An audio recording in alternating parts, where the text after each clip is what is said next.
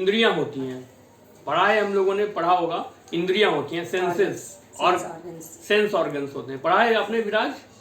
Sense organs, eyes, knows, टंग, sense organs होते हैं। Sense organs मतलब जिनसे हम सेंस करते हैं, जिससे हमको ज्ञान मिलता है, हम बाहर की चीजों को अनुभव कर पाते हैं, उनको कहते हैं ज्ञान इंद्रियां। ज्ञान इंद्रियां जिनसे हमको ज्ञान मिलता है ना, सेंस ऑर्गन्स इंग्लिश में कहते हैं। मतलब जो बाहर की चीजें हैं, दुनिया में की जो चीजें हैं, उनका हम अनुभव कर पाते हैं। वो पांच होती हैं इंसान के शरीर में, एक मनुष्य के शरीर में 5 इंद्रियां होती हैं, जिससे हम बाहर की चीजों को अनुभव कर पाते हैं कि भाई देखने में कैसा है, खाने में कैसा है, सुनने में कैसा है। हाँ, तो वो उसको सेंसेस कहते हैं, सेंस, है ना। तो कौन कौन सी होती हैं ज्ञान इंद्रियां? बताइए विराज, कौन कौन सी होती हैं ज्ञान इंद्रियां?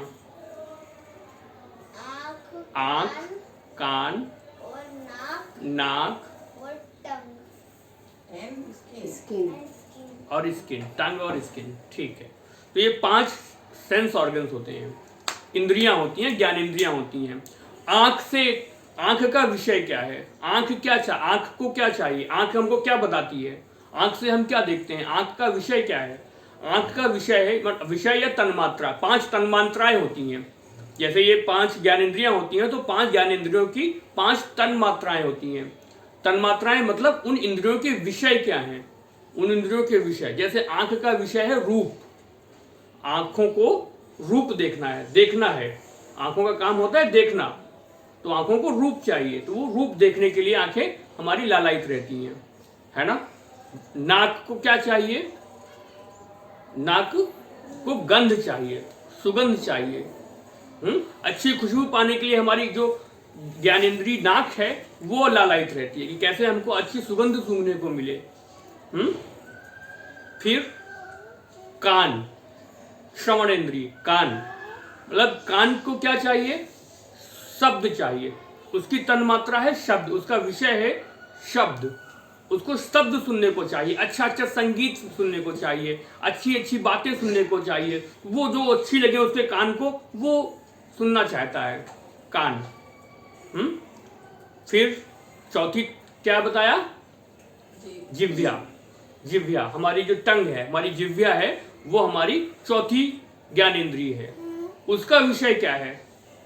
उसका विषय है रस। उसकी जो 5 तन्मात्राओं में से रस आता है, वो जिह्वा का विषय है। जिह्वा को क्या चाहिए? अच्छा अच्छा खाना, जो हमको स्वादिष्ट खाना लगे, स्वादिष्ट भोजन लगे, खाने में अच्छा लगे, रुचिकर लगे, वो जिह्वा चाहती है। वो हमसे हमारी जिह्वा ढूंढती रहती है का कैसे मिले स्वादिष्ट खाना, कैसे मिले स्वादिष्ट खाना, ढूंढती है ना, हमारी टंग ढूंढती है स्वादिष्ट खाना। और त्वचा, स्किन, त्वचा को क्या चाहिए? स्पर्श, बढ़िया स्पर्श, अच्छा स्पर्श चाहिए। अभी कहीं आपको कांटे में हाथ लगाना पड़े तो अरे बेकार, अच्छा स्पर्श नहीं है। और कहीं अगर फूलों के ऊपर हाथ लगाना पड़े, कोई खरगोश हो उसकी स्किन पर के ऊपर हाथ लगाओ आप, तो आपको अच्छा लगेगा। तो स्पर्श, त्वचा को क्या चाहिए? स्पर्श। जो त्वचा का जो विषय है वो है स्पर्श। ये इनके विषय होते हैं। 5 ज्ञानेंद्रियों के विषय, या जिनको तन्मात्राएं भी कहते हैं। तो ये 5 तन्मात्राएं एक इंसान के शरीर में पाई जाती हैं।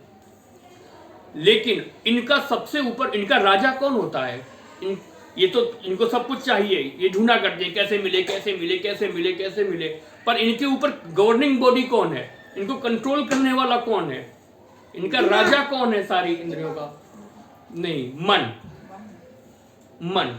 जैसे कि अगर हमको कुछ अच्छा देखने का मन हुआ, मोबाइल देखने का मन हुआ बच्चों को कि कार्टून देखना है मोबाइल में, तो हमारी जो आंखों ने मन को कहा कि हमें आप कार्टून दिखाओ, तो मन तुरंत भूलेगा कहाँ है रखा है मोबाइल, कैसे मोबाइल लाऊं, कैसे चुराऊं, कहाँ रखा है। माता मना करेगी, उधर से छुप करके देखता हूँ, वहां बेड के नीचे छुप करके मोबाइल देखता हूँ।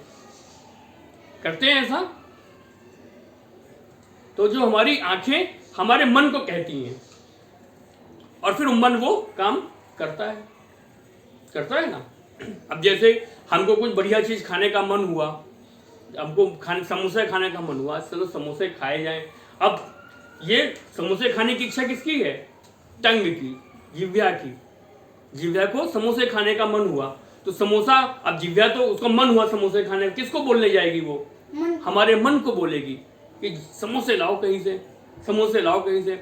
अब समोसे हम ढूंढने लगेंगे, कहाँ है समोसे। हमारा मन वहीं चला जाएगा ढूंढने के लिए कि हमारी टंग को चाहिए समोसा, तो उसके लिए समोसा का इंतजाम कहीं से करें हम। वैसा होता है ना। अब जैसे हमको म्यूजिक सुनना है, संगीत सुनना है, अच्छा गाना सुनना है, कोई फिल्मी गाना सुनना है, अब क्या होगा? हमारे कानों ने, श्रवण इंद्रिय है हमारी कान, उन्होंने मन को कहा कि गाना लगाओ, कोई बढ़िया, हमको गाना सुनना है, बहुत बढ़िया गाना आया है, वो गाना सुनना है। तुरंत हमने YouTube खोला, देखने लगे, क्योंकि मन तो करने वाली इंद्रियां नहीं है, वो तो केवल हमको बताती हैं कि हमको ये चाहिए। करने वाला कौन होता है? मन, जो गवर्निंग बॉडी है। तो हमारा मन इन्हीं इंद्रियों की इच्छाओं को पूरा करने में जिंदगी भर लगा रहता है। कि कहीं रूप चाहिए, कहीं रस चाहिए, कहीं गंध चाहिए, कहीं स्पर्श चाहिए, कहीं शब्द चाहिए सबको, और वो इसी पूरा करने के चक्कर में जिंदगी भर पैदा होने से लेकर के मरने तक इसी काम में लगा रहता है, और कोई दूसरा काम नहीं करता मन। करता है कोई दूसरा काम? मन नहीं करता। तो मन को वश में करना ही पड़ेगा अगर हमें भगवत प्राप्ति की ओर आगे बढ़ना है। मन को वश में करना पड़ेगा। अब गीता में भगवान कहते हैं, अर्जुन प्रश्न करते हैं भगवान से कि आप तो कह रहे हैं कि मन को वश में करो, लेकिन मन को वश में करना कोई आसान बात है? अरे आज अभी मन यहां पर है और अभी 1 सेकंड नहीं लगेगा कि मन कहो 50 किलोमीटर दूर पहुंच जाए, 500 किलोमीटर दूर पहुंच जाए, अरे 5000 किलोमीटर दूर पहुंच जाए 1 सेकंड में मन।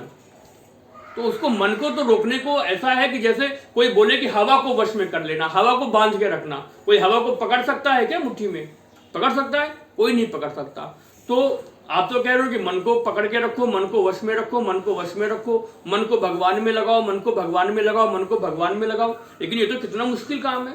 ये तो इतना मुश्किल काम है कि जैसे हवा को मुट्ठी में बांध करके रखना। तो कैसे हम मन को वश में करें?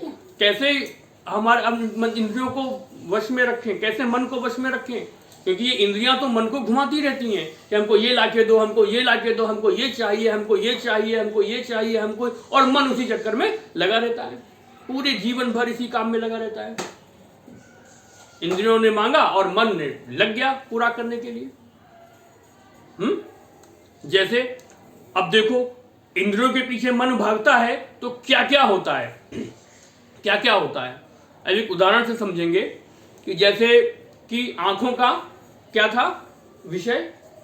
दृश्य, रूप। आंखों का विषय था रूप। आंखों को रूप देखना है। रूप देखने के लिए आंखें भटकती रहती, कैसे रूप देखूं, कैसे कहां देखूं, कहां देखूं। पिक्चर देखना है, मूवी में देखना है, कार्टून देखना है, मोबाइल देखना है, बाजार में देखना है, रूप चाहिए आंखों को। तो आंखें रूप देखने के लिए भटक रही है। अब रूप देखते, अब ऐसे ही देखो क्या होता है कि जैसे कि एक दिया जल रहा है, मान लो कोई दिया जलता है ना, दिया तेल है, उसमें रुई की बत्ती लगी है और दिया जल रहा है। और पतिंगा होता है, पतिंगा दूर से देखता है, अरे कितना सुंदर रूप, कितनी सुंदर अग्नि जल रही है, कितने प्यारी अग्नि जल रही है। रूप देख करके पागल हो गया और जाता है पतिंगा उसके आसपास, और जाता है और चक्कर काटने लगता है, चक्कर काटने लगता है। बड़ा प्यारा लगती है उसकी वो अग्नि की शिखा, उसको बड़ी प्यारी लगती है। वो चक्कर काट रहा है, चक्कर काटते काटते एक समय ऐसा आता है कि वो उसी में जल के मर जाता है ना। पतिंगा आग में ही जल करके मर जाता है, रूप के चक्कर में आकर के। रूप देखने में उसको बड़ी अच्छी लगती है, अग्नि की शिखा देखने में बड़ी अच्छी लगी, और वो घूमते इधर उधर घूमते आया और उसी को देख करके उसी में नष्ट हो गया। तो ये इंद्रियां जो होती हैं, ये हमको कहीं ना कहीं से नष्ट करने की तरफ ही बढ़ रही हैं। अगर हम इंद्रियों के पीछे भागे, अपने मन को इंद्रियों के पीछे ही भागने के लिए लगा दिया, तो कहीं ना कहीं हमको लगेगा कि हमने सुख पाया, पर सुख नहीं पाया। ये हमको कहीं ना कहीं लास्ट में विनाशी करने वाली है हमारा। तो रूप का हमने उदाहरण समझा कि पतिंगा कैसे वो जल जाता है रूप के चक्कर में। फिर रस, जिह्वा का क्या है? जिह्वा का विषय क्या है? रस। उसको रस चाहिए। रस मतलब अच्छा अच्छा स्वाद चाहिए, है ना। तो क्या होता है कि अब जैसे गुड़ पड़ा हुआ है, बहुत सारा गुड़ है, गुड़ पता है ना, गुड़ जैगरी। तो जैगरी गुड़ रखा हुआ है और वहां पर आई मक्खी, घूमते घूमते मक्खी उड़ रही है। अरे गुड़, चलो खाते हैं, बड़ा स्वादिष्ट गुड़ है, चलो खाते हैं। और बैठ गई उसी गुड़ पर, और गुड़ पर खाए जा रही और खाते खाते उसको ये नहीं पता चल रहा है कि वो गुड़ में कितना घुस गई, उसके पंख सब गुड़ में चिपक गए। उसके जो पंख होते हैं जिससे वो उड़ती है मक्खी, कब उसके गुड़ में पंख चिपक गए और कब वो, अब पेट भर गया तो निकलने का मन हुआ, तो अब निकलने की कोशिश की तो पंख तो चिपक गए गुड़ में। निकले कैसे? नहीं निकल पाती। बहुत प्रयास करती है निकलने का गुड़ से मक्खी, पर निकल पाती है क्या? नहीं निकल पाती। वो उसी में मर जाती है, उसी में मर जाती है स्वाद के चक्कर में। मछली, अब मछली पकड़ने वाले लोग क्या करते हैं? देखा है मछली पकड़ते? किसी ने देखा है? आपने देखा है मछली पकड़ते? किसी ने देखा? तुमने देखा है मछली पकड़ते? मछली पकड़ने वाले शिकारी कैसे मछली पकड़ते हैं? कैसे पकड़ते हैं बताइए? फिशिंग रॉड से। तो जो फिशिंग रॉड होती है, फिशिंग रॉड मीन धागे के नीचे वो कोई बढ़िया सा स्वादिष्ट, कोई उनके जो मछली के खाने की चीज, जैसे कोई कीड़ा मकोड़ा, केचुआ या ऐसा कुछ बांध के लटका देते हैं और पानी में डाल देते हैं। मछली आती है घूमते फिरते, अरे ये क्या स्वादिष्ट भोजन।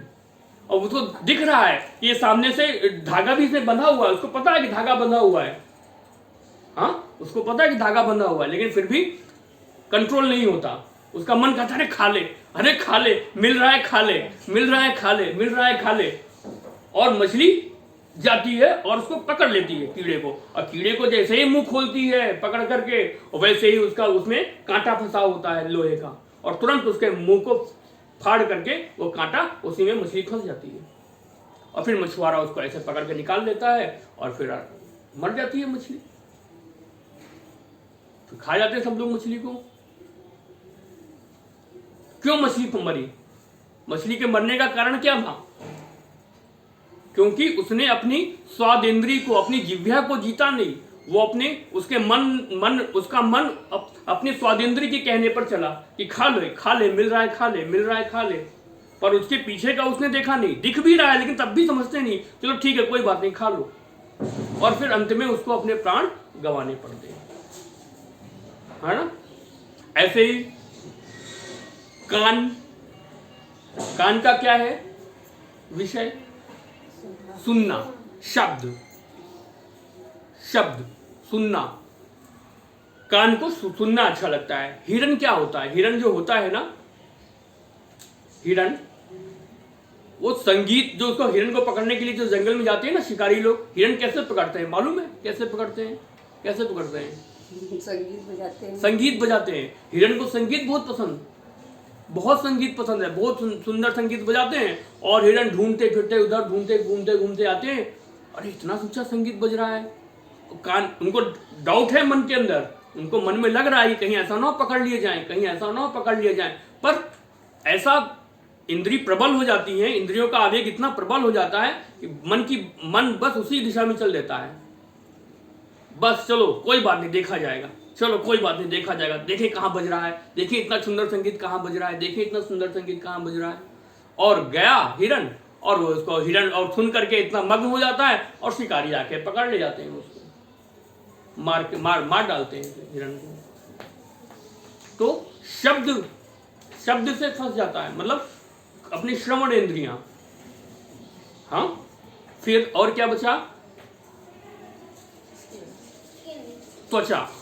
त्वचा को क्या चाहिए? स्पर्श। सुंदर स्पर्श चाहिए।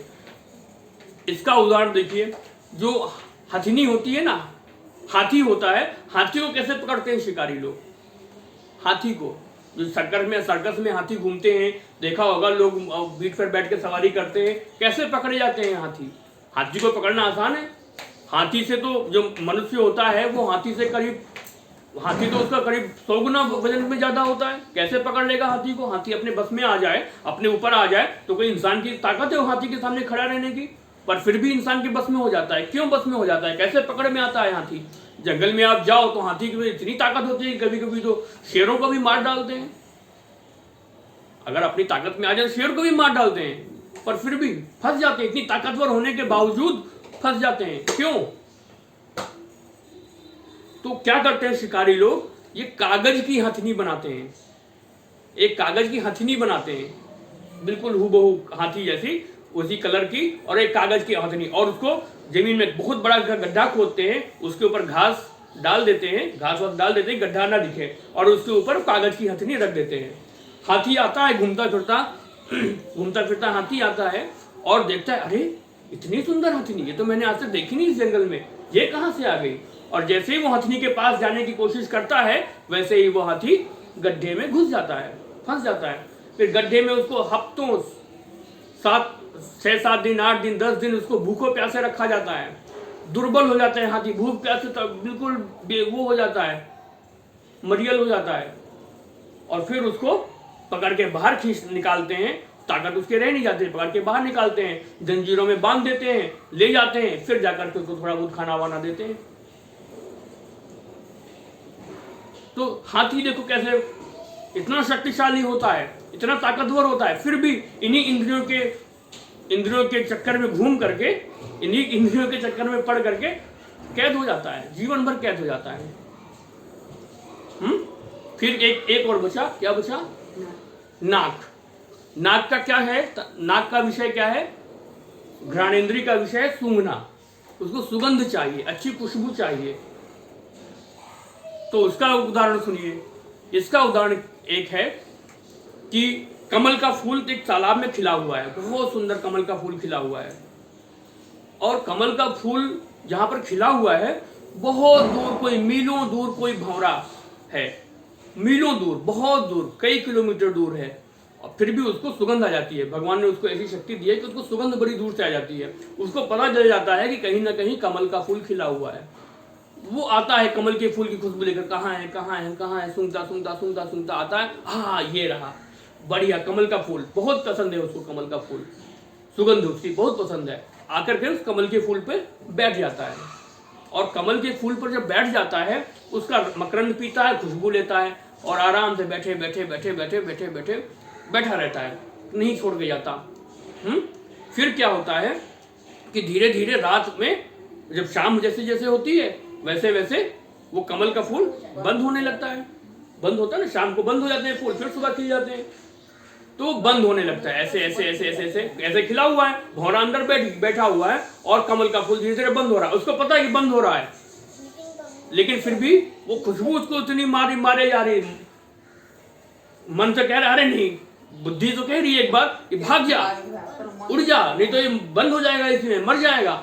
बुद्धि एक बार कर रही है, लेकिन मन इतना शक्तिशाली है, उसकी इंद्रियां इतनी शक्तिशाली हैं कि मन से कह रही नहीं रुक, अरे रुक, कुछ नहीं होगा, अरे रुक, कुछ नहीं होगा, अरे रुक, कुछ नहीं होगा। और एक समय ऐसा आता है, कमल का फूल बंद हो जाता है, और उसी में वो मर जाता है। चाहे तो वो निकल सकता है उसमें से, कमल के फूल में से बाहर, उसको काट करके भी निकल सकता है, क्योंकि उसके जो आगे के वो एंटीना होते हैं ना, वो बहुत ताकतवर होते हैं। इतनी मोटी बताते हैं, इतनी मोटी लकड़ी का अगर बॉक्स में उसको बंद कर दो, तब भी वो भौरा लकड़ी को काट करके बाहर उड़ जाए। लेकिन कमल के फूल से नहीं निकलता। क्यों नहीं निकलता?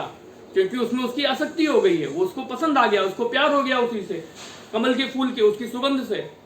तो उस सुगंध के चक्कर में एक भौरा अपने प्राण गंवा देता है ना।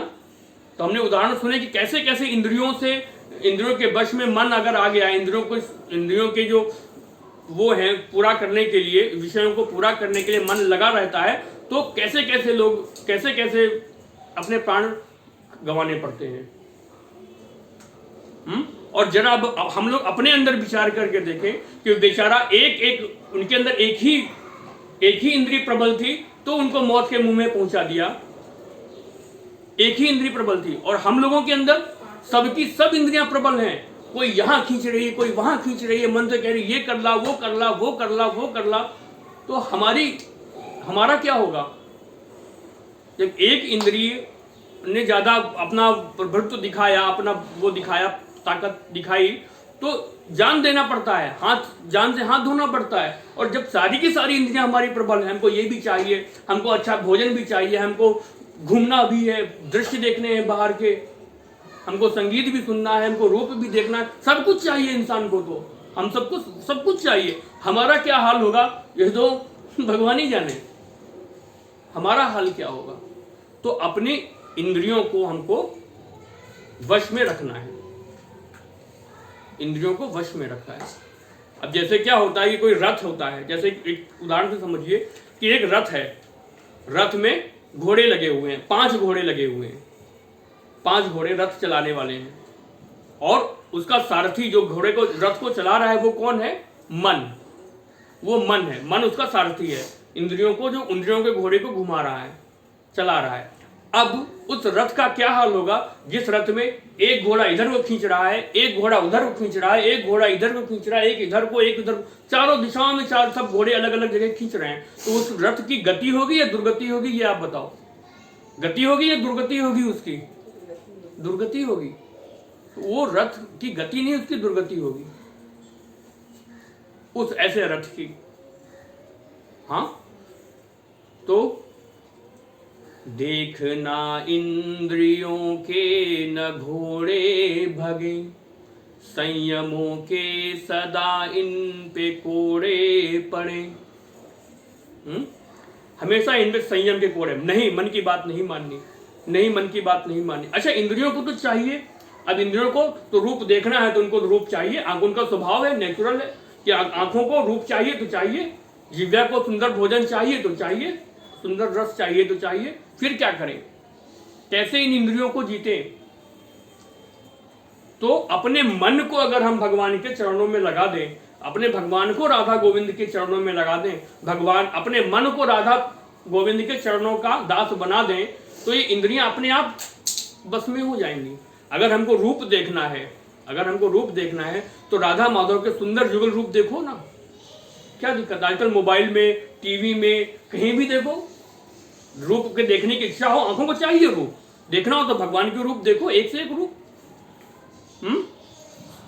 रस चाहिए, भोजन चाहिए, अगर अच्छा अच्छा खाना चाहिए तो खाओ ना, भगवान को भोग लगा के खाओ, कौन मना करता है? तो वो विनाश से बचाने वाला है और ये विनाश की तरफ ले जाने वाला है।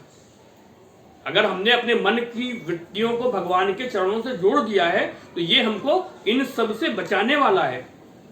क्योंकि इंद्रियों को तो सब चाहिए, गंध चाहिए, तो गंध अगर चाहिए, कोई सुगंध चाहिए, अच्छी सुगंध चाहिए, तो अपने भगवान को क्यों ना बढ़िया बढ़िया इत्र लगाओ, सूंघो, सुगंध लो। शब्द चाहिए, कानों को शब्द सुनना है, तो क्यों ना भगवान के भजन, मधुर मधुर भजन सुनो, भगवान का संकीर्तन सुनो, भगवान की कीर्तन सुनो। तो मन को हमको कुल मिलाकर के राधा गोविंद के चरणों में लगाना पड़ेगा। सारी इंद्रियां को, सारी इंद्रियों को, उनके विषयों को राधा माधव से, राधा गोविंद के चरणों से जोड़ना पड़ेगा, तब जाकर के हमारा काम बनेगा।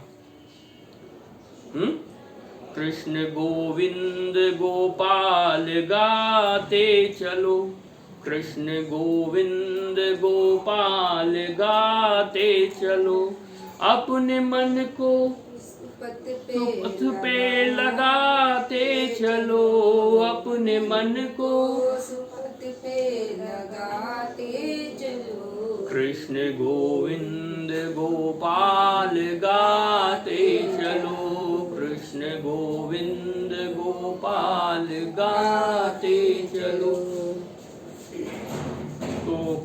तो अपनी मन को, अगर हम अपने मन को राधा गोविंद के चरणों में लगाते हैं, अपने मन की वृत्तियों को, अपनी इंद्रियों को सब राधा माधव से जोड़ देते हैं, सारी चीज़ों को राधा माधव से जोड़ देते हैं, क्योंकि सब चाहिए, इंद्रियों को तो चाहिए, जो है उनको सब कुछ चाहिए, तो पर वो लगाना उनको भगवान की तरफ है, भगवान की तरफ मोड़ देना है बस, और कुछ नहीं करना।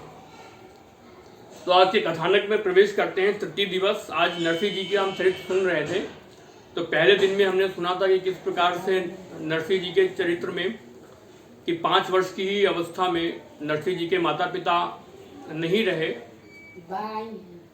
5 वर्ष की ही अवस्था में नरसिंह जी नहीं रहे, नरसिंह जी के माता पिता नहीं रहे और फिर धीरे धीरे भगवान शिव की कृपा से उनको भगवान की भक्ति प्राप्त हुई और इस प्रकार से धीरे धीरे कई जगह भगवान ने आकर के उनको चमत्कार दिखाए, भगवान ने उनकी मदद की, क्योंकि जहाँ जहाँ भक्त को संकट आता है वहाँ वहाँ भगवान तुरंत अपने भक्त की इज्जत बचाने के लिए उस तुरंत सामने आ जाते हैं।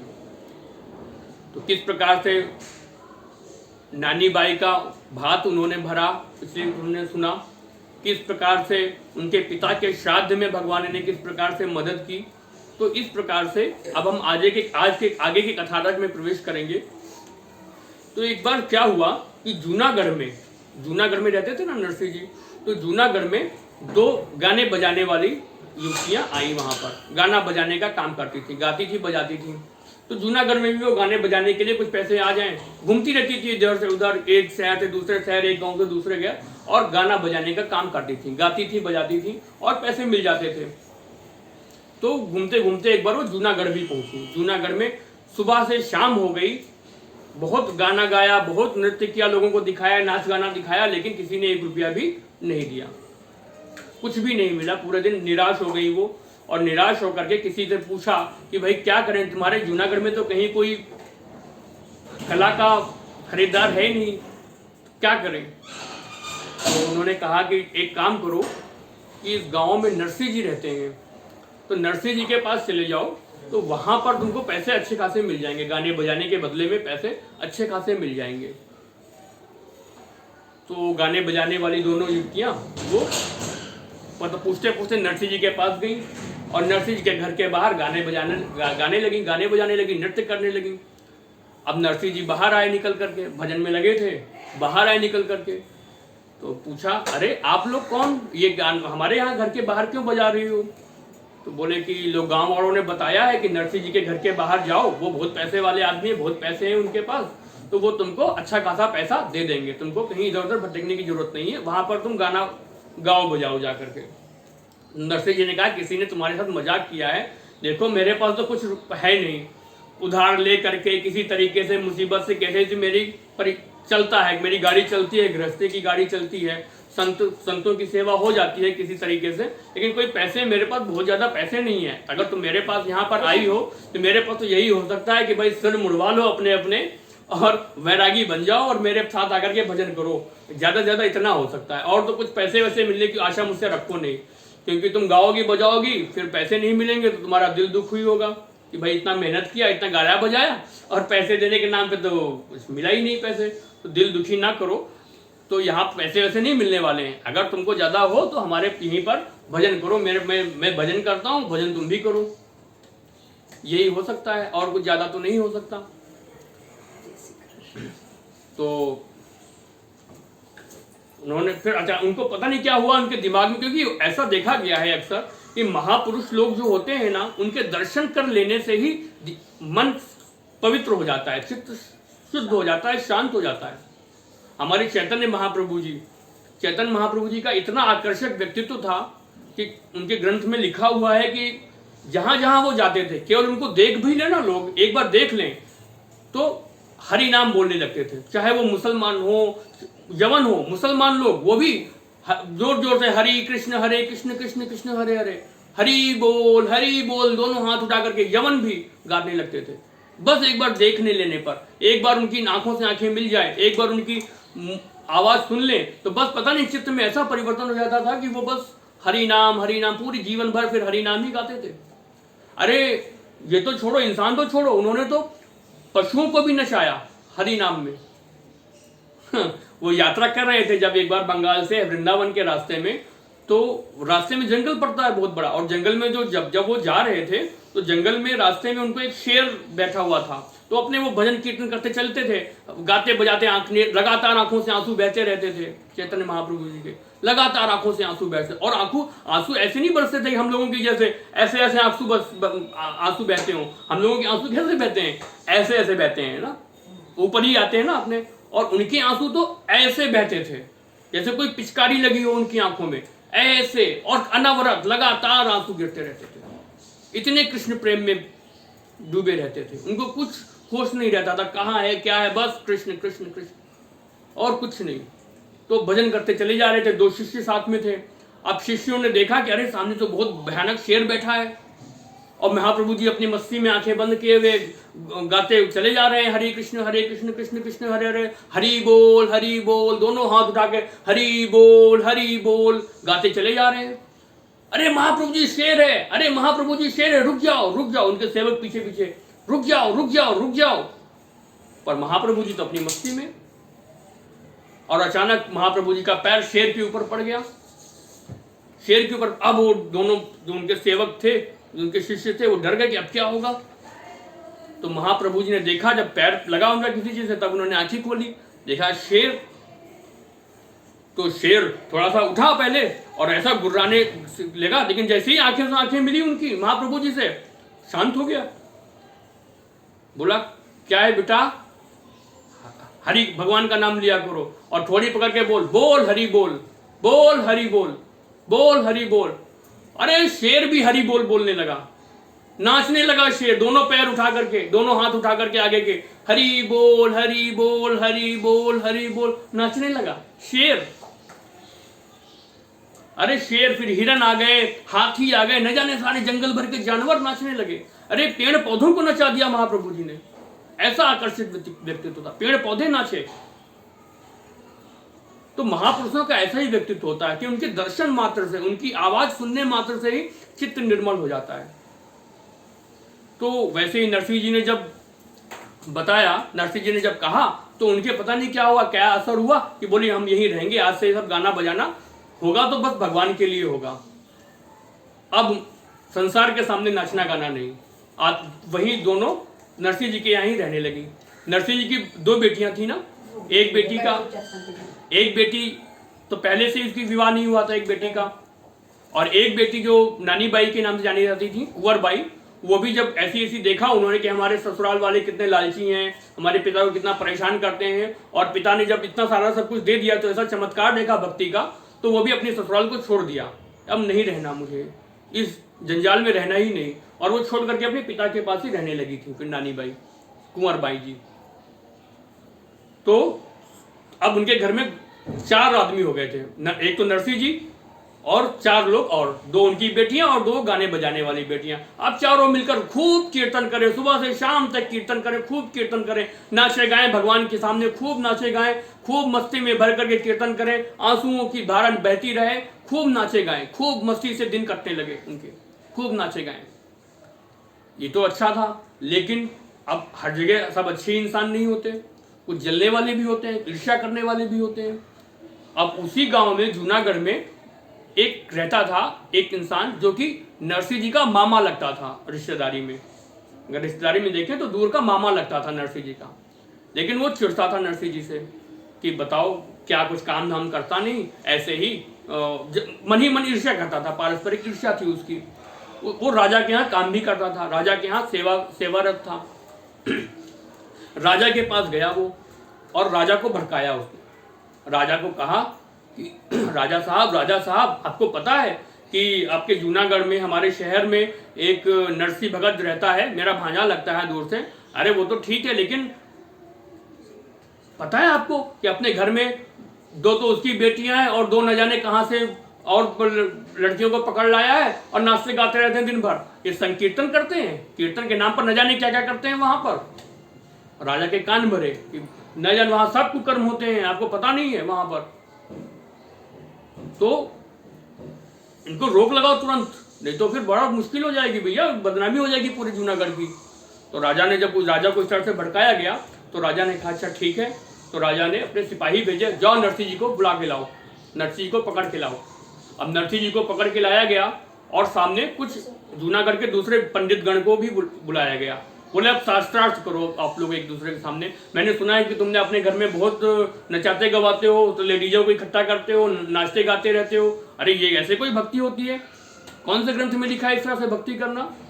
इस तरह से कोई भक्ति होती है कि लड़कियों के साथ और स्त्रियों के साथ नाचो और कीर्तन करो? इस तरह से कोई भक्ति होती है? राजा ने कहा।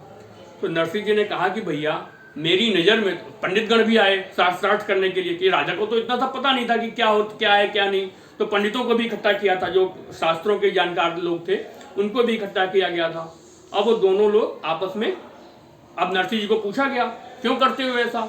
तो नरसिंह जी ने कहा भैया देखो, मेरी नज़र में तो पुरुष तो एकमात्र केवल भगवान श्री कृष्ण ही हैं, बाकी हम सब तो स्त्रियां ही हैं। कौन अपने को पुरुष कहता है बताओ, कौन पुरुष है? अरे भाई हमारे सबको पता है ना कि हमारे अंदर आत्मा है, आत्मा है ना हमारे अंदर, आत्मा। अब कौन सी दुनिया में, अब आत्मा को क्या कहते हैं? आत्मा को हमेशा स्त्रीलिंगी समझा जाता है ना। ये तो नहीं कहा जाता कि आत्मा मर गया, आत्मा मर गई, आत्मा चली गई, हाँ उसकी आत्मा उसमें आ गई, आ गया तो नहीं कहा जाता है। कहा जाता, कभी सुना है क्या कि आत्मा उड़ गया, आत्मा उड़ गई? ऐसा ही कहा जाता है ना। किसी भी भाषा में ले लो, आप उर्दू में ले लो, उर्दू में क्या कहते हैं आत्मा को? रूह कहते हैं, रूह कहते हैं ना आत्मा को, रूह। तो रूह के लिए क्या इस्तेमाल होता है? वो भी स्त्रीलिंग शब्द है। रूह चली गई, रूह उसकी रूह उसमें आ गई, यही तो कहते हैं ना।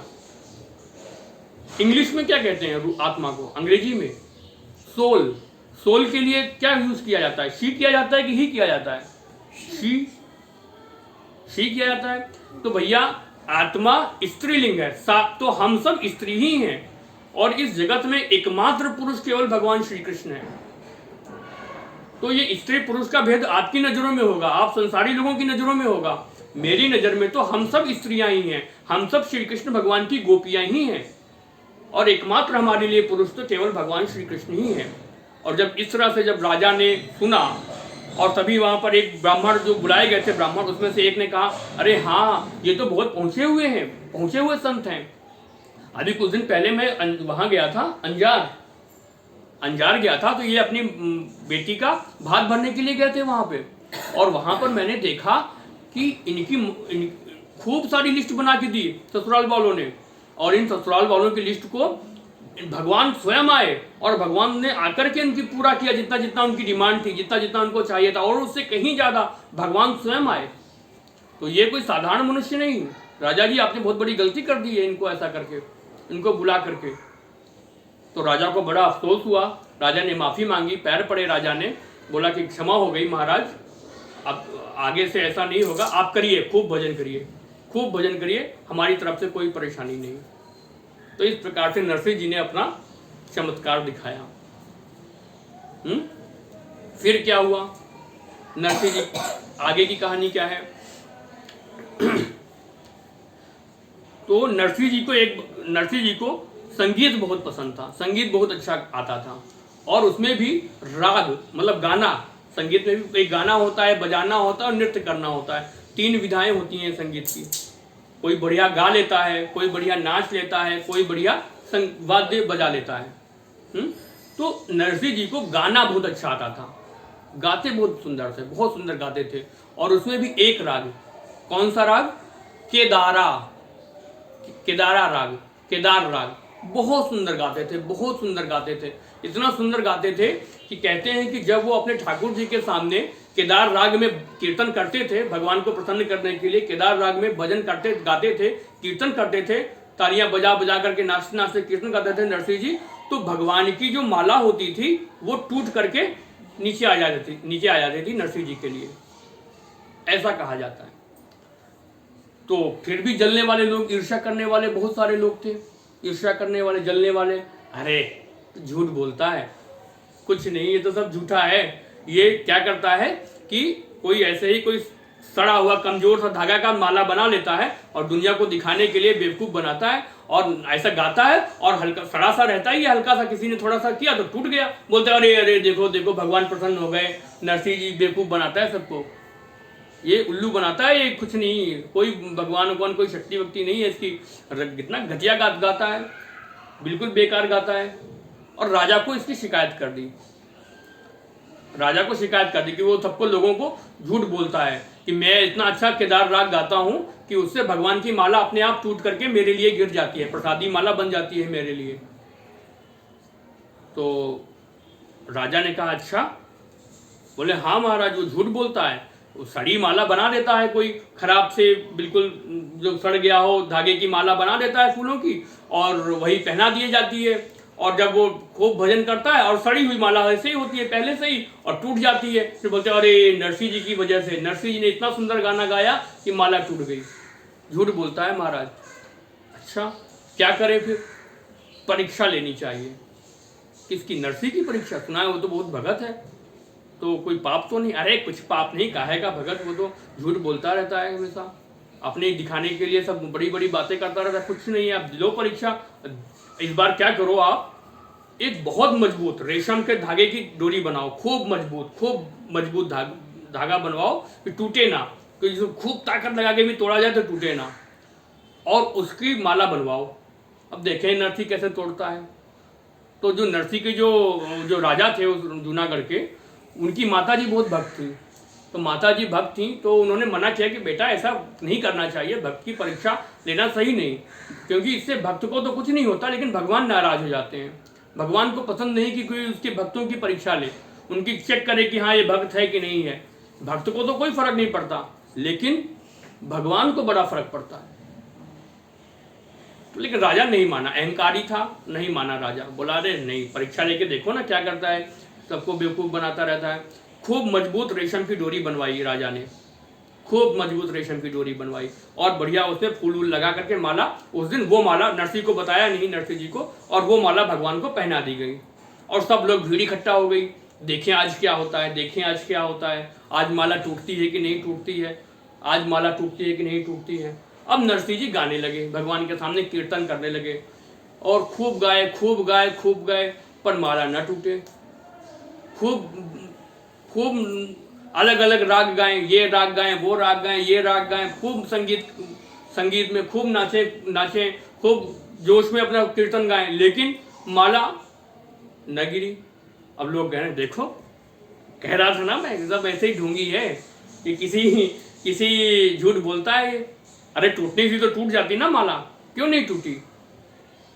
क्योंकि सड़ी माला तो है नहीं है, सड़ी हुई माला होती तो टूट जाती है। तो हमने मजबूत माला बनवाई है, ये कैसे टूटेगी? और एक्चुअली हुआ क्या था, वास्तव में क्या हुआ था कि अब ये तो गरीब तो थे ही नरसिंह जी, तो इनको कर्ज लेने की बार बार जरूरत पड़ती थी, किसी से उधार पैसा मांगने की जरूरत पड़ती थी। तो जूनागढ़ में एक साहूकार रहता था, तो साहूकार के पास ये अपने रागों को गिरवी रख देते थे। राग, जैसे अभी बताया ना मूछ के बाल गिरवी रख देते थे, तो वैसे इनके राग भी पेपर में लिख करके कि हाँ भाई ये राग मैंने गिरवी रख दिया तुम्हारे पास, तो उसके बदले में पैसे मिल जाते थे। तो तब तक वो राग गा नहीं सकते, वो राग गिरवी रख दिया है तो वो राग तब तक वो गा नहीं सकते हैं, क्योंकि वो गिरवी रख दिया है साहूकार के यहाँ पे। तो उस दिन क्या हुआ था कि केदार राग जो था, जिससे भगवान प्रसन्न होते थे, रिझते थे और अपनी माला गिरा देते थे, वो राग उन्होंने साहूकार के यहाँ गिरवी रखा हुआ था। ये बात केवल नरसिंह जी को पता थी और उस साहूकार को पता थी, और किसी को नहीं पता थी। लोग तो यही सोच रहे थे कि ये तो झूठ बोल रहा है, ये तो झूठ बोल रहा है, हर बार झूठ बोलता है और सड़ी माला पहना करके और गिरा देता है नीचे, और इस बार देखो नहीं गिरी। अब नरसिंह जी बार बार उलाहना दे, भगवान गाए अपने पद, इस तरह से पद गाए कि भगवान को उलाहना दे रहे हैं, तेरे भगत की बेइज्जती हो तो हो, तुमको क्या है, तुम तो बस खड़े रहो ऐसे ही, तुम्हारे भगत की यहाँ पूरे जगत भर में निंदा हो रही है, सब बुराई कर रहे हैं, सब झूठा बोल रहे हैं, कोई बात नहीं, तुम खुश रहो, जैसे तुमको खुश रहना है खुश रहो, मेरी बेइज्जती हो तो हो, तुमको क्या करना है, तुम्हारे तो तुमको तो कोई फर्क नहीं पड़ना। इस तरह से उलाहना देते देते पद गाए, लेकिन माला न गिरे, क्योंकि माला तो तभी गिरती थी जब भगवान केदार राग सुनते थे, और केदार राग उन्होंने गिरवी रख रखा था। अब इस तरह से बार बार बहुत देर हो गई, तो लोगों ने कानाफूसी शुरू कर दी कि देखो पता चल गया झूठ सच। भगवान को सहन नहीं हुआ। क्या किया भगवान ने? भगवान गए, नरसिंह जी का रूप बनाया और उस साहूकार के यहाँ पहुंचे। रात का समय था, तो साहूकार सो रहा था और दो पत्नियां थी उसकी। तो जो बड़ी पत्नी थी वो भगवत भक्ता थी, बहुत बड़ी भगवान की भक्त थी। तो तीनों लोग घर पे सो रहे थे साहूकार के। ये गए, नरसिंह जी का रूप बना करके भगवान, दरवाजा खटखटाया, खोलो खोलो। साहूकार ने बोला अरे देखो कौन आया है इतनी रात में। तो बड़ी वाली पत्नी उठी, पत्नी, और गई दरवाजे पर। बोले हाँ, अरे नरसिंह जी आप, क्या हुआ? अरे बहन जी वो हमने एक रखा था, केदार राग गिरवी रखा था, तो वो आज छुड़ाने के लिए आए हैं। 2000 रुपये पे गिरवी रखा था, तो 2000 रुपये लाए हो? हाँ 2000 रुपये लाए हैं, तो वो हमको राग हमारा वापस दे दो। तो उन्होंने, उसकी पत्नी ने पूछा साहूकार को, अरे सुनते हो नरसी भगत आए हैं, कह रहे हैं कि जो गिरवी रखा हुआ है केदार राग वो वापस चाहिए उनको। पूछो पैसे लाया है? हाँ लाया है, 2000 रुपये लाया है। हाँ हाँ ठीक है, वो देखो अंदर वहां तिजोरी में रखा हुआ है पेपर केदार राग वाला, वो पेपर उसको दे दो और 2000 रुपये लेकर के उस तिजोरी में रख दो। तो उसकी जो भगवत भक्ता पत्नी थी बड़ी वाली, उसने वही किया, 2000 रुपये लिए और तिजोरी में रखे साहूकार की, और वहां से पैसे निकाल करके और पैसे से रख दिए, और वो पेपर जहां पर नरसिंह जी के साइन थे और केदार राग लिखा हुआ था, केदार बैटरी नहीं है, केदार राग जिसमें लिखा हुआ था पेपर पे, वो केदार राग को पेपर वापस दे दिया नरसिंह जी की पत्नी को, है ना, वापस दे दिया। अच्छा ये कौन थी, ये भगवत भक्ता जो पत्नी थी नरसिंह जी की, ये कौन थी? नरसिंह जी जब बार बार साहूकार के यहाँ आते थे, बार बार साहूकार के यहाँ आते थे, तो नरसिंह जी हमेशा नरसिंह जी को कहा करती थी कि आप तो बहुत बड़े भगत हो, सुना है बार बार आपको भगवान दर्शन देते हैं, अरे एक बार हम पर भी कृपा करो, एक बार हमको भी भगवान के दर्शन कराओ, एक बार हमको भी भगवान के दर्शन कराओ, अरे एक झलक ही दिखा दो, केवल एक झलक ही दिखा दो। ऐसा वो नरसिंह जी को बोला करती थी उनकी साहूकार की बड़ी पत्नी। और आज भगवान आए नरसिंह जी के वेश में, पर वो साहूकार की पत्नी पहचान नहीं पाई। केदार राग वापस कर दिया और भगवान केदार राग वापस ला करके और फिर दूसरा रूप बना करके नरसिंह जी के पास गए, और नरसिंह जी के पास गए, बोले, और गए उनके पास, कीर्तन गा रहे थे, और हाथ में से किया और वो पेपर दे दिया। अब जब नरसिंह जी ने देखा अरे पेपर केदार राग वाला वापस आ गया, मतलब साहूकार के यहाँ से छूट गया, तब फिर क्या था, अभी तक केदार राग गाया ही नहीं था नरसिंह जी ने, तो माला कैसे गिरती। अब जब केदार राग का पेपर आ गया, साहूकार के यहाँ से छुड़वा लिया उन्होंने, अब केदार राग गाना शुरू कर दिया। अब जैसे ही केदार राग गाना शुरू किया और वो माला टूट करके आ गई नीचे, तो बड़ी जय जयकार हुई, बड़ी वो हुई नरसिंह जी की, अरे नहीं सच्ची भक्ति है नरसिंह जी की, कोई झूठी भक्ति नहीं, कोई दिखावे वाली भक्ति नहीं है, ये सच्ची भक्ति है। बहुत जय जयकार हुई नरसिंह जी की, बहुत जय जयकार हुई। फिर नरसिंह जी ने सोचा कि ये, फिर वो आदमी को ढूंढा जो पेपर दे गया था, कहाँ गया। अब वो आदमी मिलने वाला है तो कोई मिला नहीं। वो तो समझ गए कि मेरा भगवान, क्योंकि कई बार मदद कर चुके थे, इतनी बार मदद कर चुके थे कि वो तो समझ ही गए कि भगवान ही आए थे। फिर वो साहूकार के पास गए, अगले दिन साहूकार के पास गए, साहूकार से पूछा कि भैया वो केदार राग वाला पेपर कौन ले गया था आपसे? अरे तुम ही तो आए थे। मैं आया था? मैं तो नहीं आया था। अरे तुम ही तो आए थे। अरे इधर आओ, जो अपनी पत्नी को बुलाया बड़ी वाली को, अरे यही तो आए थे ना केदार राग वाला पेपर लेने के लिए? हाँ यही तो आए थे। तो नरसिंह जी समझ गए कि मेरा ही रूप बना करके भगवान आकर के पेपर ले गए। फिर उसकी बड़ी पत्नी को कहा कि तुम कहती थी ना भगवान से मिलाओ, भगवान से मिलाओ, कल जो तुम्हारे पास आए थे 2000 रुपये तुमको दिए और जिनको तुमने पेपर दिया वो और कोई नहीं थे, स्वयं भगवान ही थे। अरे वो भगवान थे? हाँ वो वही भगवान थे, मेरा रूप बना करके आए थे। मैं तो अपने मंदिर में कीर्तन कर रहा था। ओ ये सुनकर के तो आंसू बहने लगे, उसके अश्रुपात होने लगा। अरे मैं पहचान नहीं पाई भगवान को। अरे भगवान मेरे सामने आए, मेरे पास आए, मेरे से बातें की, मुझसे सामान लेकर के गए, मुझको पैसे दिए, मैंने उनको पेपर दिया, मेरी तो बातें भी हुई, मैं पहचान नहीं पाई। अरे लेकिन नरसिंह जी की वजह से, और भगवत भक्ता की अधिकारी थी दर्शन पाने का, इसलिए भगवान ने उनको दर्शन दिया। तो इस प्रकार से नरसिंह जी की ख्याति और फैली। तो केदार राग बहुत सुंदर गाते थे नरसिंह जी। फिर एक और चरित्र है नरसिंह जी के जीवन का जो बहुत प्रसिद्ध चरित्र है कि एक बार उनका बेटा था ना, एक सावल शाह नाम का एक बेटा था। तो सावल शाह का जो सावल शाह नाम का बेटा था, उसका विवाह नहीं हुआ था, उसकी शादी नहीं हुई थी। तो नरसिंह जी को पड़ी भी नहीं थी, वो तो उनको तब भगवान पे भरोसा था, जब होगा सब होगा। उनको ज़्यादा खोजबीन भी नहीं कि हाँ ढूंढे, लड़की ढूंढे कि कब शादी हो कब नहीं होगी। आजकल तो थोड़ा भी हो तो परेशान होने लगते हैं, कब शादी होगी कब शादी होगी, अरे बेटा बड़ा हो गया, बेटी बड़ी हो गई। तो नरसिंह जी को कोई चीज़ में फर्क नहीं पड़ता था, वो तो बस भगवान का भजन करना, कीर्तन करना, जो समझेंगे वो भगवान करेंगे, जो भी करना होगा। और भगवान जब ऐसा समर्पण हो जाता है तो भगवान फिर सब उसका योगक्षेम वहन करते ही है। तो उसी जूनागढ़ में ही एक ब्राह्मण रहते थे, उनको बेटी का विवाह करना था। तो पहले के जमाने में क्या, आजकल तो हम लोग ऐसे ही बात कर लेते हैं, पहले के जमाने में ब्राह्मण होते थे तो वो रिश्ता करवाते थे कि इनके घर में लड़का है, उनके घर में लड़की है, तो दोनों के घर में जाकर के बातचीत करवाते थे, पक्का करते थे रिश्ता, और दोनों तरफ से कुछ कुछ पैसा मिल जाता था उन दोनों को, उनके जीवन उसी से चलता था।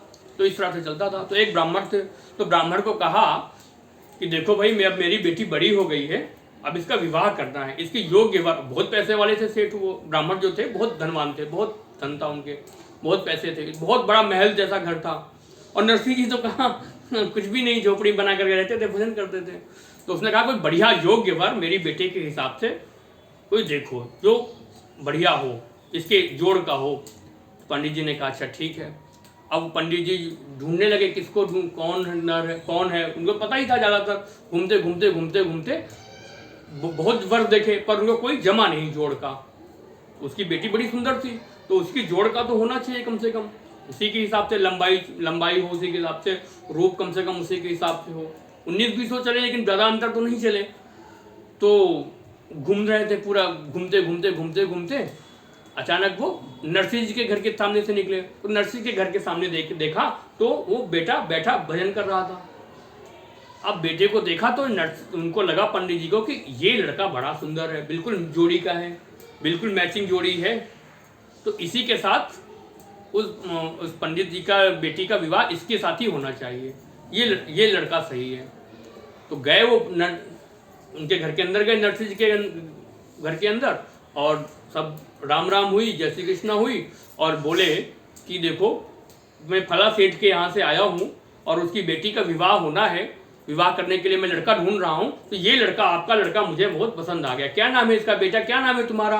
बोला सावल शाह। हाँ, बड़ा प्यारा नाम है। और उन्होंने तिलक कर दिया, उसके तिलक कर दिया, मतलब रिश्ता पक्का कर दिया। पंडित जी ने निकाल करके तिलक लगा दिया, रिश्ता पक्का कर दिया।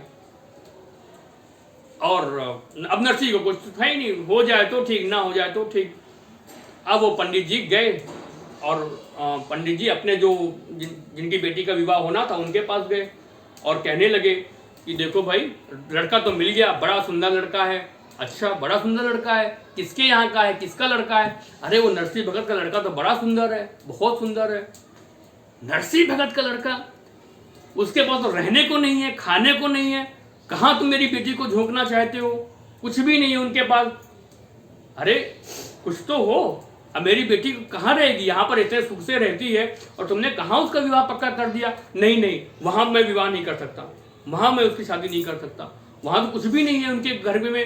अरे 2 टाइम का खाना मिलना मुश्किल है, वहाँ मैं अपनी लड़की का विवाह कर दूँ? तुम भी क्या सोच समझ करके रिश्ता पक्का कर आए? नहीं, मैं नहीं कर सकता। बोले अब तो बात हो गई है पंडित जी, अब तो करना पड़ेगा, मैं तिलक लगा के आया हूँ, तिलक वापस ले लो अपना। तिलक वापस कैसे होगा? मेरा अंगूठा काट दो तभी तो तिलक वापस हो सकता है।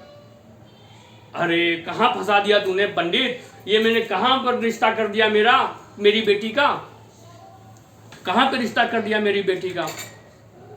इस तरह से तो अब फिर बहुत कहा सुना ब्राह्मण, अब क्या हो सकता था? अब जो होना होता है वही हुई है, वही जो राम रची रखा, हाँ, जो भगवान ने लिख रखा है वही होगा, वही होगा। तो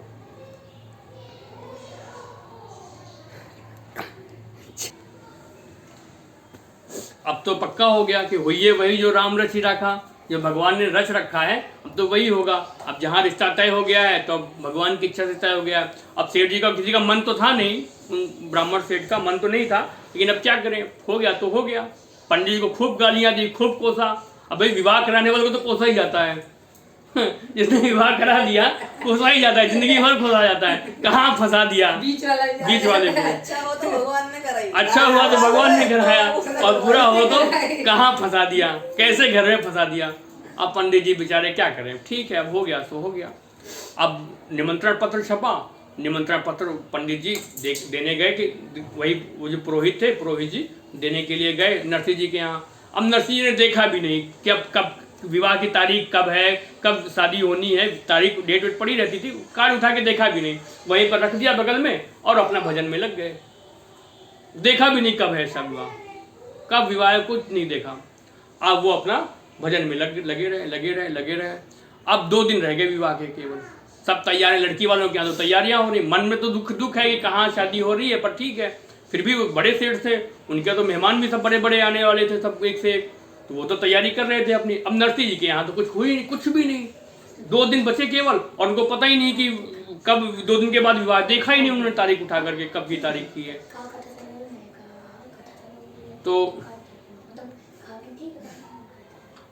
तो अब ये नरसी, अब भगवान ने सोचा अरे ये मेरा भगत तो बार बार मेरे को ही, अब मुझे ही कुछ करना पड़ेगा। अब इज्जत रखना, मैंने वचन दिया है, अब इज्जत तो मुझे ही रखना पड़ेगा इसकी। फिर भगवान श्री कृष्ण और रुक्मणी जी दोनों लोग आए। रुक्मणी जी को भी साथ ले गया कि भाई चलो, बहुत तैयारी करनी है नरसे के यहाँ, वो तो कुछ करने वाला नहीं है, हम ही लोगों को करना पड़ेगा, नहीं तो हमारे भक्त की बेइज्जती हो जाएगी। हमारे भक्त की बेइज्जती मतलब हमारी बेइज्जती, तो हम ही लोगों को कुछ ना कुछ करना पड़ेगा। तो रुक्मणी जी और भगवान श्री कृष्ण दोनों लोग आए नरसी जी के यहाँ और बोला, नरे नरसी भगत, अरे तुम्हारे बेटी की विवाह है परसों, 2 दिन के बाद शादी है, और तुमको, अच्छा 2 दिन के बाद शादी है, अरे कार्ड उठा के तो देख ले भाई, 2 दिन के बाद शादी है, कुछ तैयारी नहीं करोगे? अरे कुछ तो करना पड़ेगा। अरे आप हो ना, मैं तो भजन करता हूँ आपका, और कुछ मुझे नहीं आता तैयारी करना, ये सब आप जानो, आपका काम जाने, ये सब मुझे नहीं आता। अच्छा ठीक है भैया, मैं ही करूँगा, ठीक है करो भजन तुम। और वो भजन फिर करने लगे, और इधर रुक्मणी जी और भगवान श्री कृष्ण दोनों लोग अपना तैयारी में लग गए। अब लड़के वाले के यहाँ भी तैयारी होती है, अभी मेहमान आने शुरू हो जाते हैं, खाना पीना होता है, पूरे गांव वालों को निमंत्रण दे दिया, खूब बढ़िया रसोई होने शुरू हो गई। 2 दिन खूब जम के पूरे गांव की रसोई, सारे रिश्तेदारों को खूब। अब ये भगवान कर रहे हैं तो फिर क्या। अब बारात का समय आया, बारात का दिन आया, बारात निकलनी थी।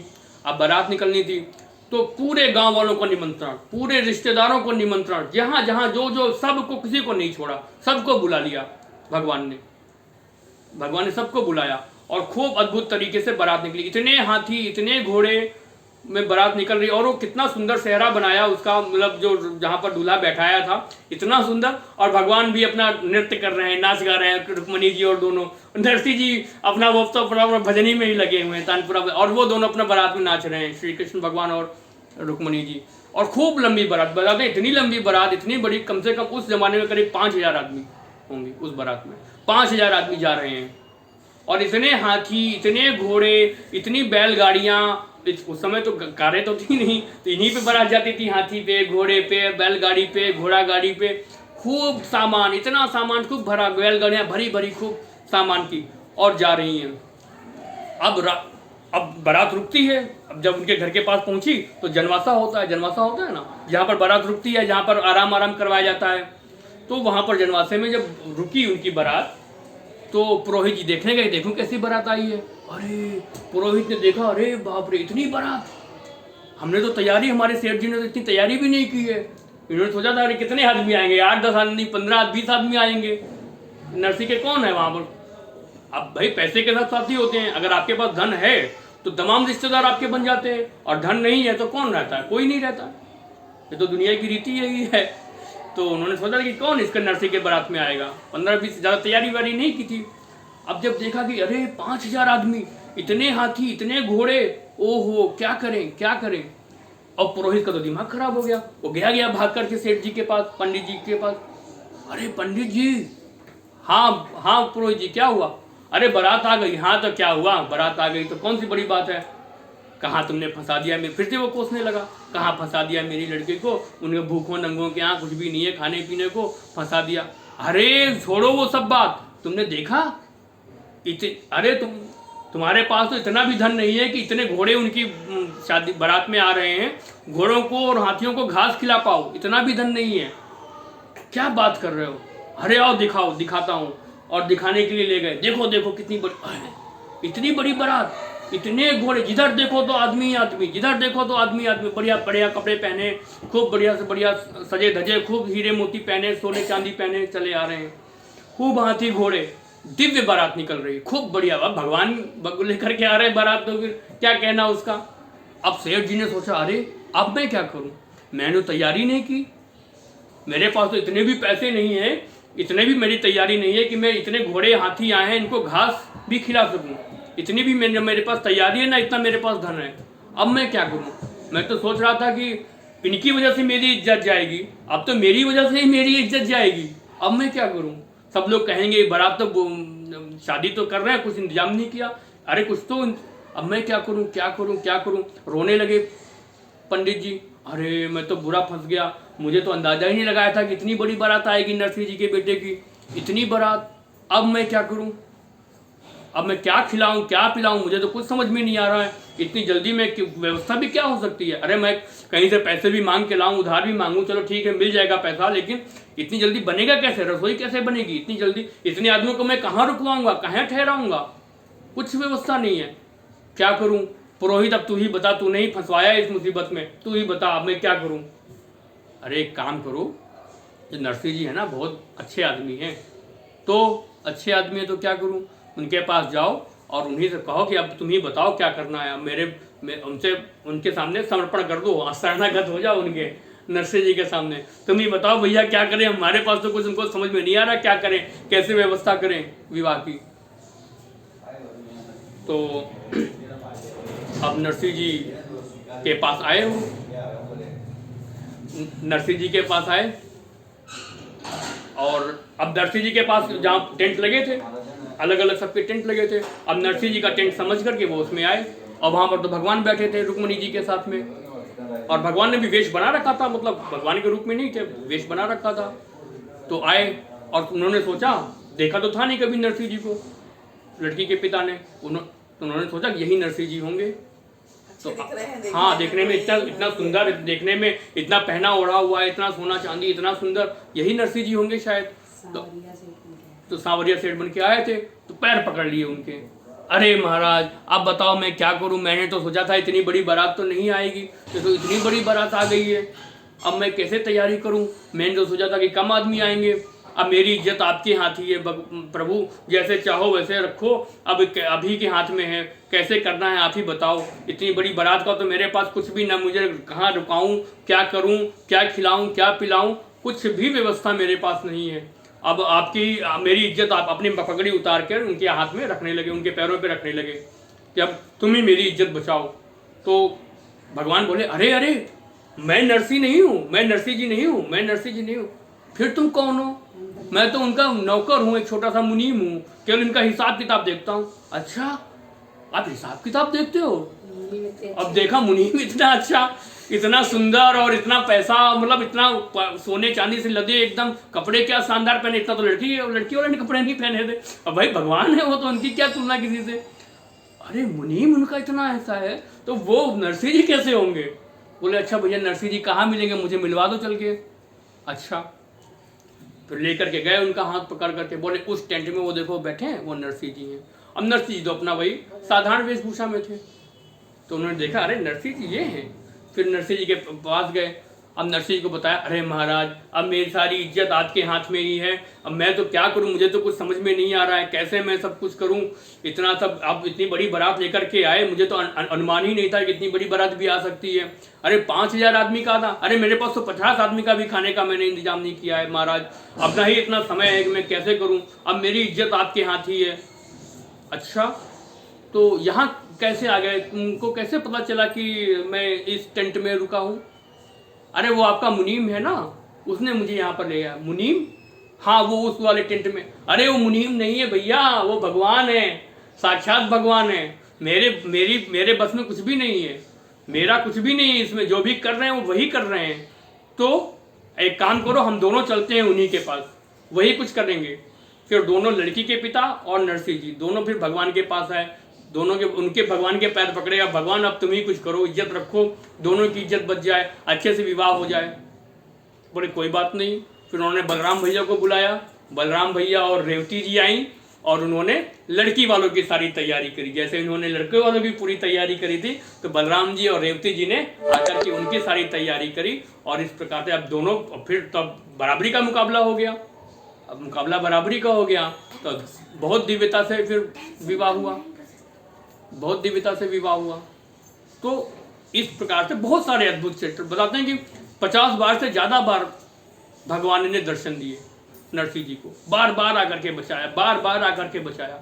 और गीता में तो भगवान साफ साफ कह ही दे रहे हैं कि अगर तुम मुझ पर पूरी तरीके से आत्मसमर्पण कर देते हो, मेरी पूरी तरीके से शरणागति हो जाते हो, तो मैं अपने भक्त को कभी गिरने नहीं देता। मैं अपने भक्त को कभी हाँ, पर शरणागति पूरी होनी चाहिए, आधा आधा नहीं चलेगा। आधा मन संसार में, आधा मन भगवान में, वो नहीं चलेगा। 100% देना होगा भगवान को, 100%। भगवान जैसे नरसिंह जी ने 100%। अभी हमारे मन में क्या होता है कि जैसे कुछ भी हुआ तो हमको हाँ भगवान पे भरोसा है, भगवान पे भरोसा है, लेकिन जब कुछ समय आएगा तो लगेगा होगा कि नहीं होगा। एक बार मन में आएगा, अरे होगा कि नहीं, हाँ भगवान भरोसा ठीक है, होगा कि नहीं होगा, वो नहीं होना चाहिए। तब भगवान हमारा बताते योगक्षेम वहन करते हैं। योगक्षेम का मतलब योग और क्षेम, देना और लेना, ये दोनों भगवान वहन करते हैं। देना लेना मतलब कि चलो देना तो समझ में आया कि चलो देते हैं, जो भी परेशानी होती है भक्त को देते हैं। लेते भी हैं, क्या लेते हैं? जो उसके लिए सही नहीं है वो लेते भी हैं। अहंकार ले लेते हैं उससे, अगर ज़्यादा जो भी उसमें बुराइयां हैं वो लेते भी हैं। जो उसके अब जैसे कि मान लो कोई माता है और बच्चा, कोई छोटा बच्चा चाकू से खेले, अब वो बच्चा को चाकू चाहिए, लेकिन माता देगी क्या चाकू? उसको नहीं देगी। तो भगवान जो अच्छा होगा भक्त के लिए वही करते हैं। जो छीनने वाली होगी वो छीन भी लेंगे चीज, और जो देने वाली होगी वो देंगे भी। तो पूरी शरणागति बहुत जरूरी है, पूरी तरीके से भगवान को डेडिकेट होना पड़ेगा, तब जाकर के भगवान हमारे लिए करते हैं। गीता में लास्ट आखिरी में क्या कहते हैं भगवान? सर्वधर्मान परित्यज्य मम एकम शरणम व्रज। सारे धर्मों को, कुछ भी, सब कुछ छोड़ दो, सारे धर्मों को छोड़ करके, सर्वधर्मान परित्यज्य, सारे धर्मों को छोड़ करके मम एकम शरणम व्रज, तुम सब मेरी ही शरण में आ जाओ, केवल मेरी ही शरण में आ जाओ। अहम त्वाम सर्व पापेभ्यो मोक्षयिष्यामि मा शुचा, मैं तुम्हारे सारे पापों को नष्ट कर दूंगा और चिंता मत करो, शोक मत करो।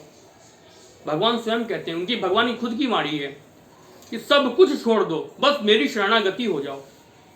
तो इस प्रकार से नरसिंह जी पूरी तरीके से शरणागत थे भगवान के, और इस शरणागति के हिसाब से उनको इतनी बार भगवान ने दर्शन किए, इतनी बार, और इस तरह से फिर बार बार वही भजन कीर्तन करते करते करते करते उन्होंने अपने जीवन व्यतीत किया। और आज भी हम जाते हैं तो वहाँ पर उनके, नरसिंह जी के तमाम अवशेष मिलते हैं। तो आज हम लोगों ने ऐसे ही भक्त शिरोमणि श्री नरसिंह जी की कथा श्रवण करने का सौभाग्य मिला। तो ये तीन दिन में पूरी हुई।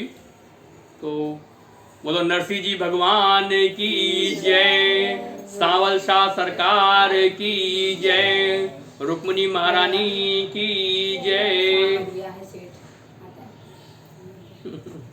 એટલે દોસાની વાત કરી કથા નહીં 3 तो स्विच ऑफ हो गया था, बंद तो कर दो ना, बंद कर दिया करो। એટલે સૌને બહુ તકલીફ થઈ बंद